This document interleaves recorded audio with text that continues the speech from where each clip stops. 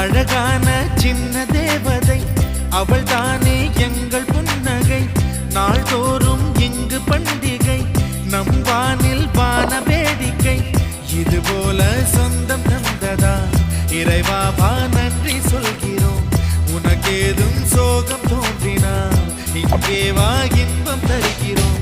சரவெடி